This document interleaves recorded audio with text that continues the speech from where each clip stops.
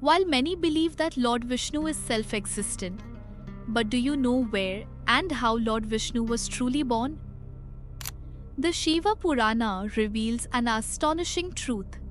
Vishnu was born in Kashi, the most sacred land, created by Shiva himself. How did this happen? Let's uncover this divine mystery from the ancient scriptures. Before time began, before the cycle of yugas unfolded, there was only one eternal place, a sacred space created by Shiva himself. This was Kashi, the land of absolute bliss and divine peace. Today, it is known as Kashi, the city of light. It was here that Lord Shiva and Ma Shakti resided, watching over the universe, detached yet present. Even when the yugas dissolved into nothingness, even when the galaxies and realms perished, Shiva and Shakti never left Kashi. And in this sacred space, a great decision was made, one that would change the course of cosmic balance forever. One day, as Lord Shiva and Ma Shakti strolled through Kashi, they were mesmerized by the beauty of their divine creation. The gentle flow of the Manikanika waters, the fragrant breeze, and the golden glow of Kashi's eternal flame filled them with peace. Shiva turned to Shakti and said, Devi, sustaining the universe is a great responsibility. Shakti nodded. She too had felt this burden. The cycle of creation and destruction required balance. Someone had to preserve the cosmos, ensuring that life could flourish and Dharma could prevail. Shiva continued, The one who sustains the worlds shall be Vishnu. Ma Shakti, the Divine Mother, then took it upon herself to bring forth this great preserver. Ma Shakti, in her infinite wisdom, rubbed divine Amrit on the left side of her womb, Vambag, the side associated with creation and nurturing. From this sacred act, a brilliant luminous being emerged, a divine man with a celestial glow, eyes deep as the cosmic ocean.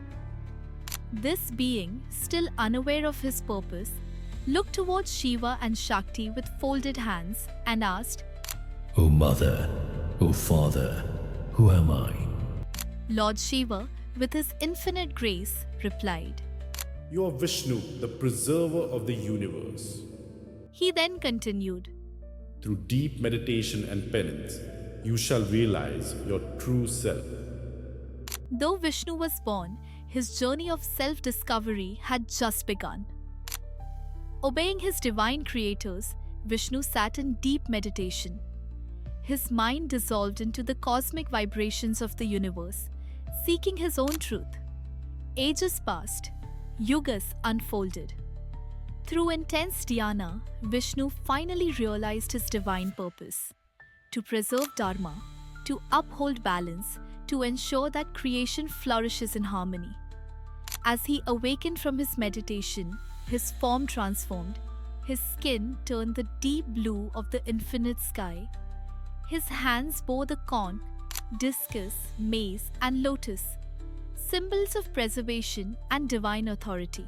He smiled with realization, knowing that he was Vishnu, the eternal sustainer. Since then, Kashi has remained the most sacred land, the place where Vishnu was born from Shakti's divine essence. Even today, it is believed that Kashi never perishes. It remains beyond the cycles of creation and destruction, a timeless realm where the divine energy of Shiva, Shakti, and Vishnu is eternally present.